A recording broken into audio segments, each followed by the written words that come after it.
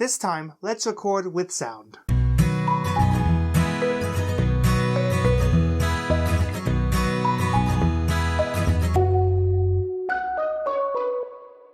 Hello everybody, I'm Ian with Bored Feelings, and I just recorded this entire thing, tried to edit it in my computer, and turned out my sound didn't work. So, here I am again. Luckily, the second time tends to be a little more smoother, a little more faster, a little more cleaner, so I'm okay with recording this again. So, this is part of my series of recapping 2021, and this video specifically is going to tell my top 10 board games that were released in 2021.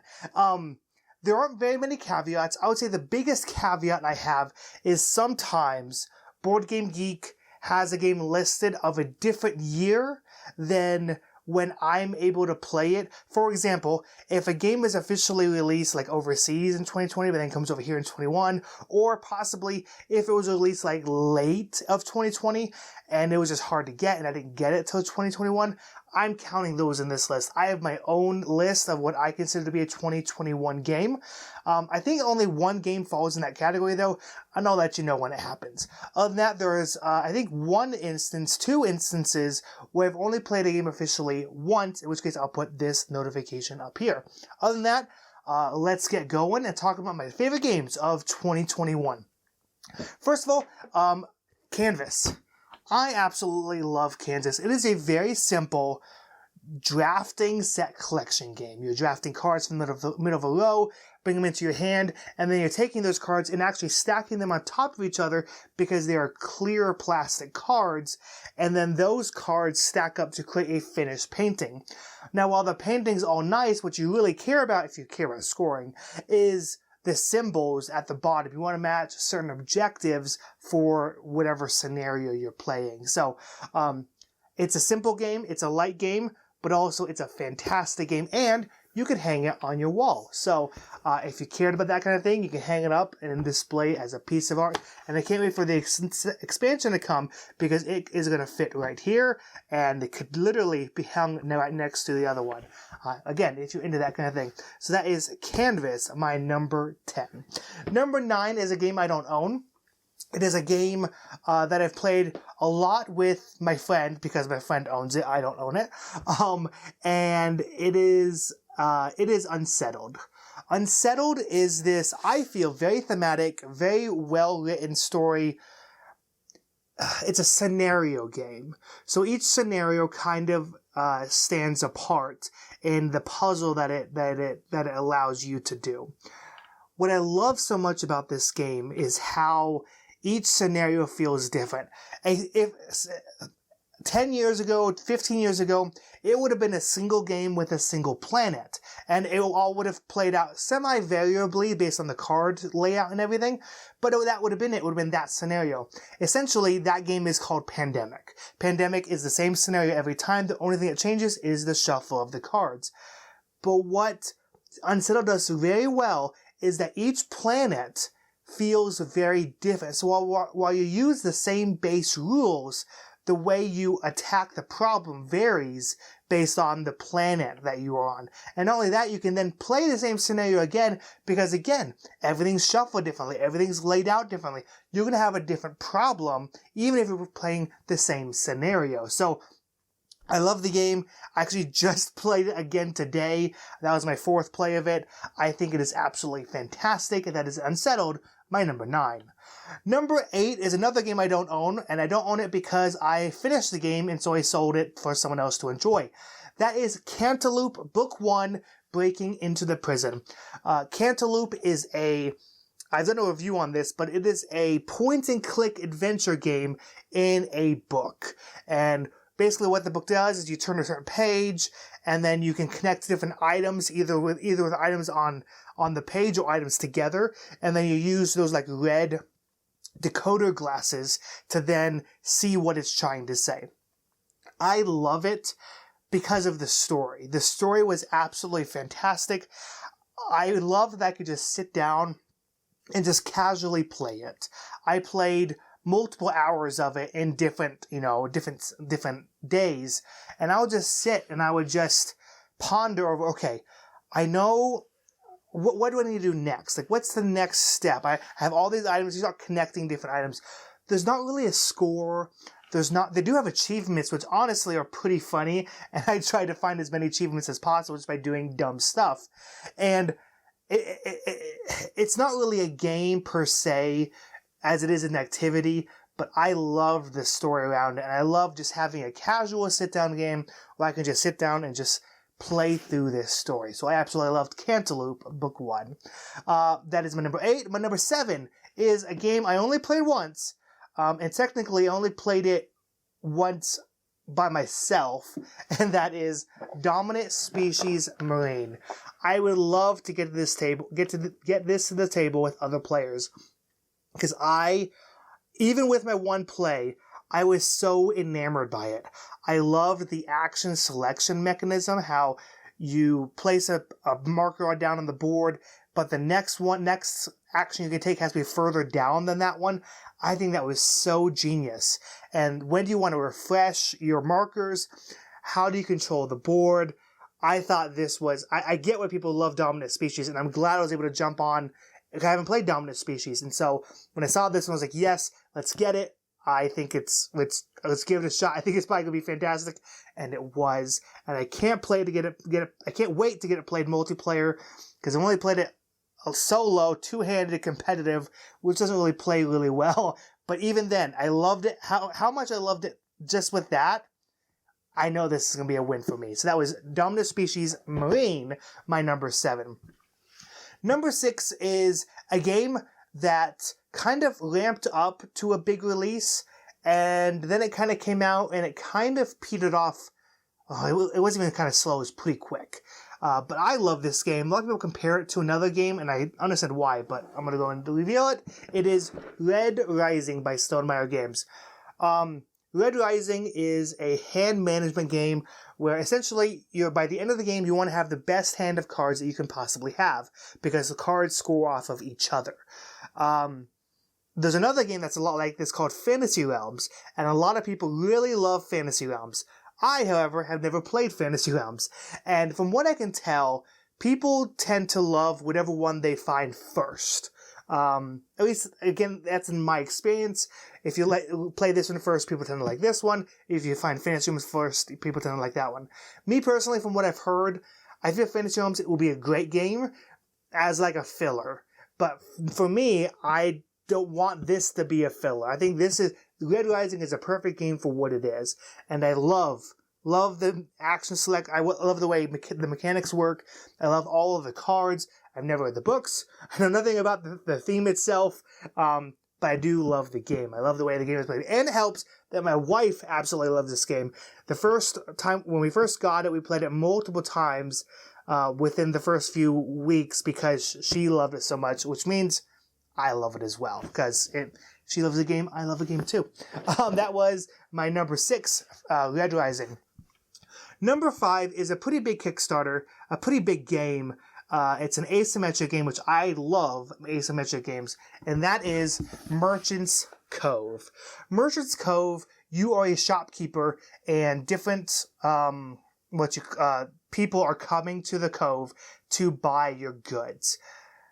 The interesting rub of this game, though, is each player is playing literally their own little mini game to create goods. In order to acquire goods, each player is doing a different game. Some people are doing like marble drafting. Some people are spinning a dial to a spin and move game. Some people are doing a dice placement game. One player is doing kind of a Mancala style game. So each game is very unique and different. And each game is easy, which I really like. At first, I was kind of taken aback by it because they seemed a little too easy. The first time I played this game, I was like, I have to be missing something because this is too easy. But then it clicked that, the characters are meant to be easy so you can pick them up quickly. And that's what I love about Merchant's Cove, honestly. Now that's what I love. Because when you get a game like Root, a game with highly asymmetric characters, even an experienced player will take time trying to figure out how to play their character. Not with Merchant's Cove. In Merchant's Cove, you can take your character, read the rulebook, and you pretty much know exactly how they're played. So I love that about Merchant's Cove, even though at first it was something that was kind of a little iffy on. That's Merchant's Cove, my number 5. Number 4 is a sequel to a game, and I was hesitant to put this on the list, but I love the base and this version so much, I just decided to do it. It is Set a Watch, Swords of the Coin. Set a Watch is a cooperative tower defense game. Essentially, it's played over 9 rounds. You always have 4 characters, no matter what the player count is.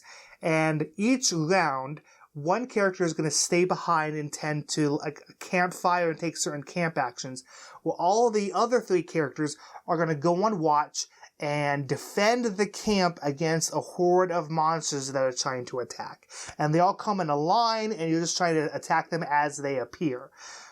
It is a dice placement game because at the beginning of every round you roll all 3 of your dice, and then you can use those dice to either attack monsters directly for the hit points, for the number of the die, or you can use those dice to place on your character to do a special ability.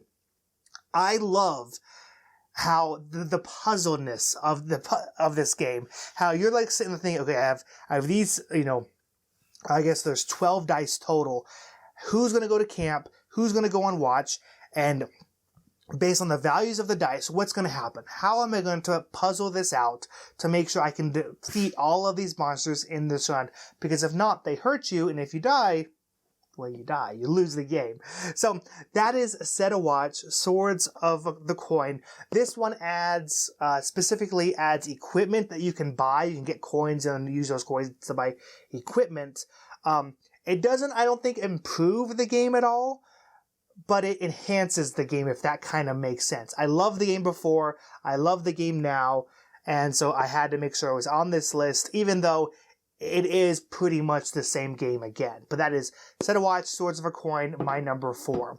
Number 3 is a big game that took me multiple hours to complete. Because it is a big campaign game, and I'm going to spend multiple more hours, and it's very heavy, multiple more hours to get it even more complete. But I don't think I'm ever going to see everything that is in Sleeping Gods. Sleeping Gods is a huge open world campaign game. When you sit down to play a campaign, you control, I'm going to get this number wrong, I think 9 characters of a ship. And you're moving the ship around this world, going to different locations and reading in a storybook, trying to gather. Essentially, it's a series of mini quests. You meet a person and they tell you something, and you get a little clue of what may be next. And then you go to another location, and then you get a different clue from a different mini quest. And eventually you start fulfilling some of those mini quests where you get items. And then you get these totems. And then you turn these totems in for other things. And then by the time you're done, you reveal the ending of the story. And there are 13 endings to this story. I don't think I'm ever going to be able to see them all. I would love to try, though. So, Sleeping Gods by Ryan Lochte. I'm a huge fan of Ryan Lochte. I mean, I could talk about the art and the stories and everything, but just the game is just so good. It's a little difficult for what I think it should be, so I recommend the easy mode that they've created for this game that you can find on BGG. But yeah, I love Sleeping Gods.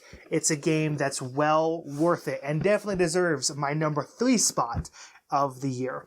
Number 2 is a Kickstarter game, but when I bought this game, I technically bought it for a I got it as an add-on to a different game. And I was honestly expecting not to like this one as much. I was expecting to like the main game I bought, and then this one was kind of like, okay, maybe I'll just get this too. But on a whim, I bought it, and I love it so much. This is Dinosaur Island, the Rawr and Wright. So Dinosaur Island, Rawr and Wright is a standalone sequel to Dinosaur Island and Dinosaur World and Duelosaur Island, all of those. It is a roll and write version of the genre. I've done a review of it if you want to take a look. This is my favorite roll and write. I tend not to love roll and writes, especially lighter ones. They tend to enter and leave my collection fairly quickly. I think I only have had one more than a couple of plays, just because I get kind of bored of them quickly. But Dinosaur Island Rawr and Right, I love the dice drafting. I love that then you take those dice as workers, and then you take actions as workers, and then you're drawing on your board to build out your island, and then you're doing a tour of your island, of your park, sorry, which I guess is an island because it's Dinosaur Island. And I just love every single one of those mechanisms in this game. I love how it's variable with all the different cards that you can get in play. Dinosaur Island Rawr and Right is, for me, a near perfect roll and write. It is fantastic, and I love it. And yeah, we're just gonna leave it there. I love this game. My number 2. My number 1 is a game that kind of has a rocky past. It was on Kickstarter. The Kickstarter got pulled. I don't think it officially failed. I think the publisher pulled it before it finished. And then the publisher dropped the game, a different publisher picked it up, and then it was in development for a long time past that. But it's from one of my favorite designers, and it's a really interesting civilization deck building game. It is Imperium Classics. So inside this box, I have both Classics and Legends.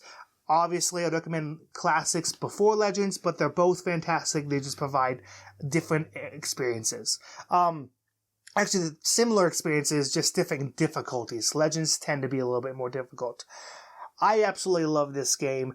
I know I've talked about the rulebook, how I don't think the rulebook did a good job of teaching me how to play the game, but regardless of that, the game is very solid.